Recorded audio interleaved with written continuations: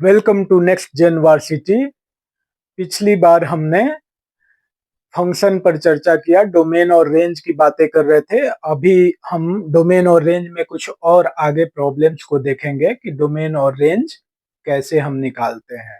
तो सबसे पहले हम कुछ सिंपल एग्जांपल से शुरुआत करते हैं। जैसे अगर हमारे पास दिया हो एफ एक्स, अगर एक्स स्क्वायर प्लस वन हो, तो कोई आदमी पूछेगा F1 क्या होगा। तो F1 का वैल्यू कैसे निकालेंगे? सिंपल, वन को रख देंगे एक्स की जगह, वन स्क्वायर प्लस वन यानी टू। ये इसलिए निकाल रहे हैं कि कई बार हमें कुछ पॉइंट पर फंक्शन डिफाइंड होगा, तो उस पॉइंट पर रेंज ऐसे निकल जाएगा। तो F2 कैसे होगा? टू स्क्वायर प्लस वन यानी फाइव। अगर एफ ए की बात करें हम, एफ ए क्या होगा? तो ए को पुट कर देंगे, ए स्क्वायर प्लस वन। अगर हम एफ एक्स क्यूब करें तो यहाँ पर x के जगह हम क्या करेंगे? एक्स क्यूब रखेंगे, यानी एक्स क्यूब का स्क्वायर प्लस वन, यानी x पर कितना power? x raise to the power six plus one. तो ये एक तरीका है, कोई भी फंक्शन दिया हो तो किसी पॉइंट पर उसका वैल्यू निकालने का। तो हम देखेंगे कि डोमेन कई बार क्या होगा कि फंक्शन कुछ खास पॉइंट पर डिफाइंड होगा। जैसे एक फंक्शन है, मान लीजिए, सॉरी ये मार्कर काम नहीं कर रहा है। तो फंक्शन जैसे कुछ खास पॉइंट पर डिफाइंड हो, तो जैसे X square plus X plus one, ये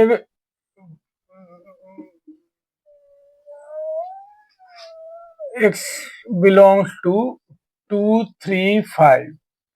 तो ये फंक्शन कहाँ कहाँ टू थ्री और फाइव पर डिफाइंड है, तो हम इसका रेंज कैसे निकालेंगे?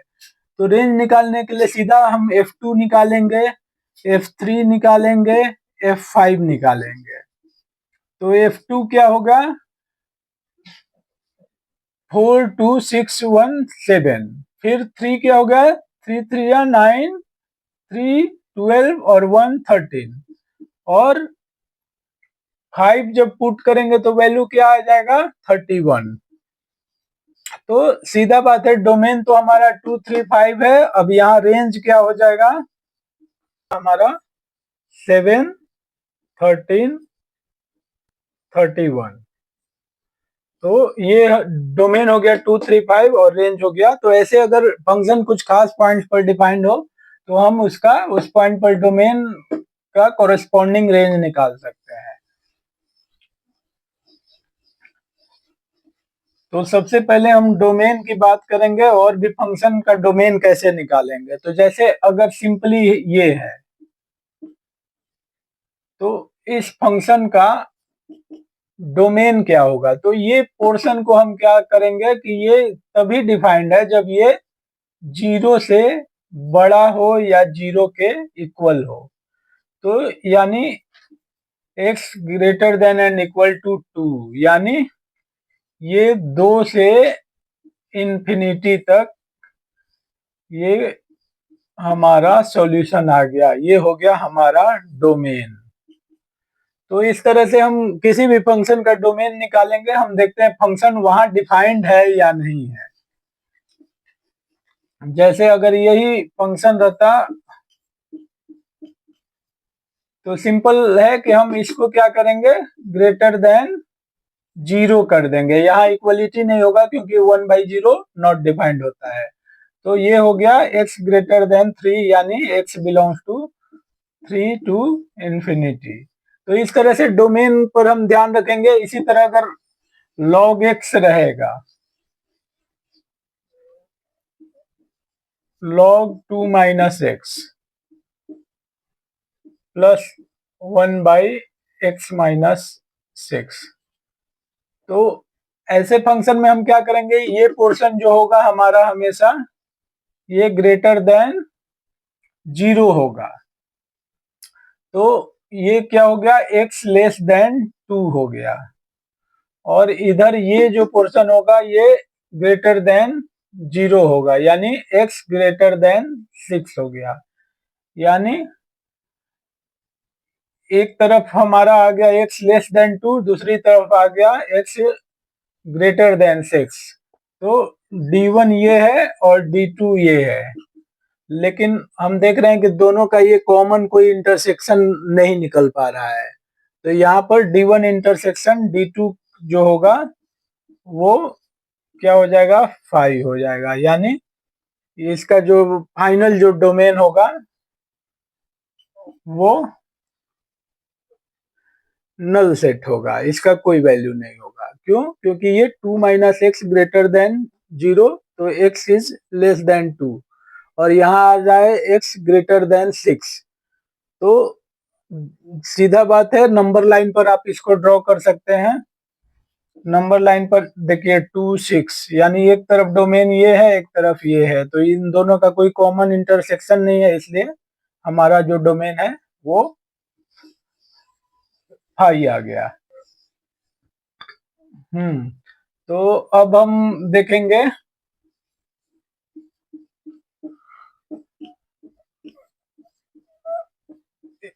अब इसका डोमेन निकालना होगा। तो इसमें हम क्या करेंगे, पहले D1 निकालेंगे फिर D2 निकालेंगे। तो D1 जो होगा ये x ग्रेटर देन 1 के लिए डिफाइंड है, और ये D2 जो है हमारा ये सारे नंबर के लिए डिफाइंड है एक्सेप्ट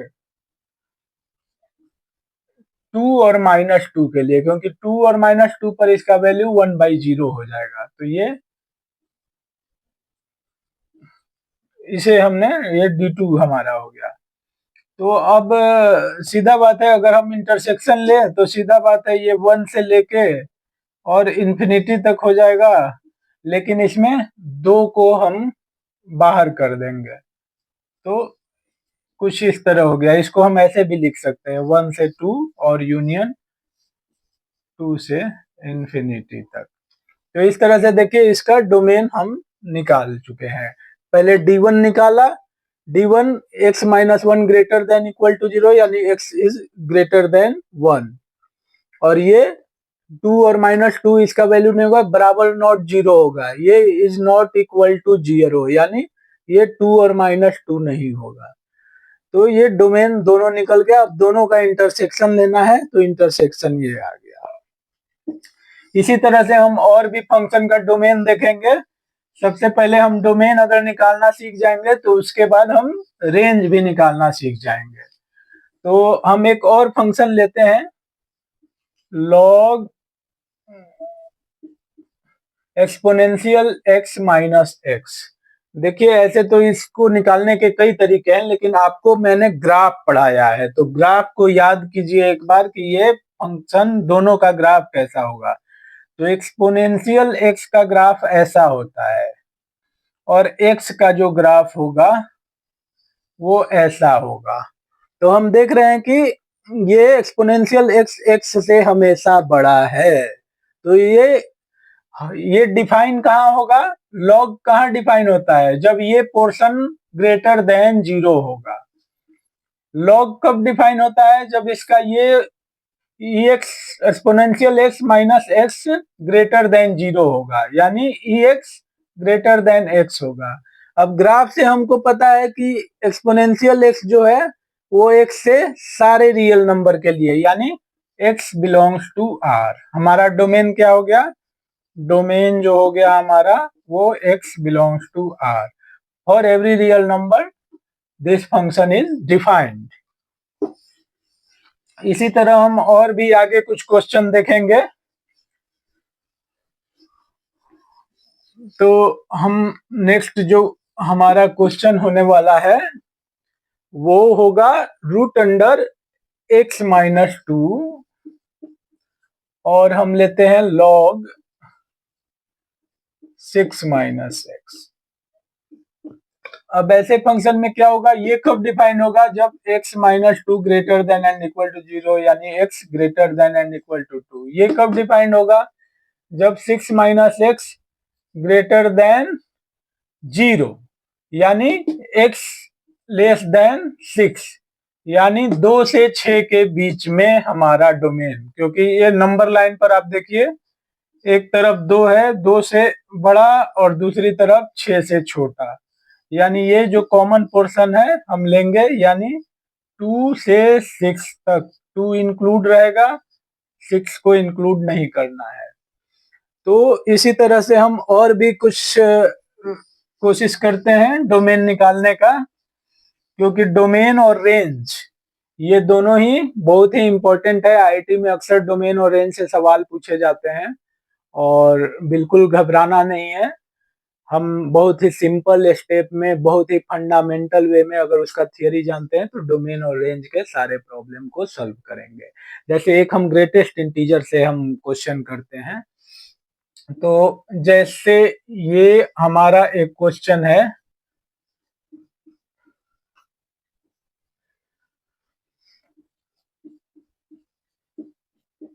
अब इसका डोमेन हमें निकालना है। तो सीधा बात है, अभी ग्रेटेस्ट इंटीजर एक्स को हम वाई मान सकते हैं, तो y अगर इसको मानेंगे तो ये हो जाएगा कुछ इस तरह, 5y minus Y square minus 6।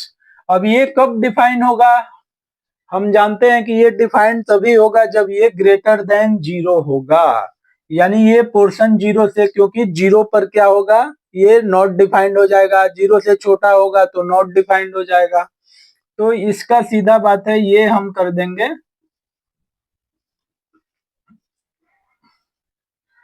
अब इसको अगर हम माइनस से मल्टीप्लाई करें तो हम इसको ऐसे लिख सकते हैं, -5y प्लस 6 लेस देन 0।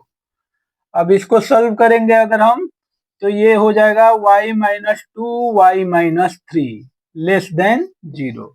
अब ये नंबर लाइन पर अगर हम जाएंगे तो ये 2 आ गया, ये हमारा 3 आ गया। अब ये जो पोर्शन होगा, यहाँ पर हमारा ग्राफ कुछ ऐसा होगा। तो 2 से 3 के बीच y का वैल्यू आ गया, यानी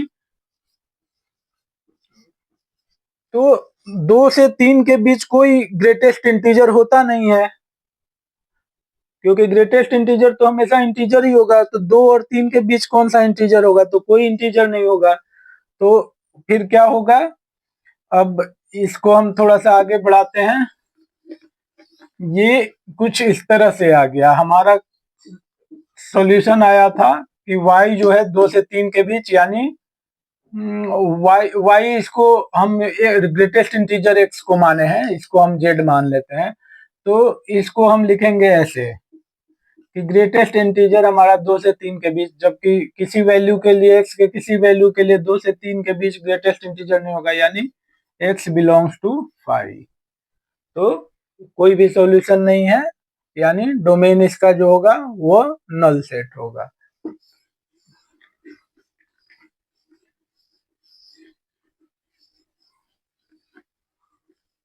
इसी तरह से हम कुछ और क्वेश्चन देखते हैं। जैसे हम एक क्वेश्चन देखते हैं, log 2 log 3x, बहुत ही सिंपल है। तो यहाँ दो कंडीशन हम देखेंगे। एक तो ये जो होगा,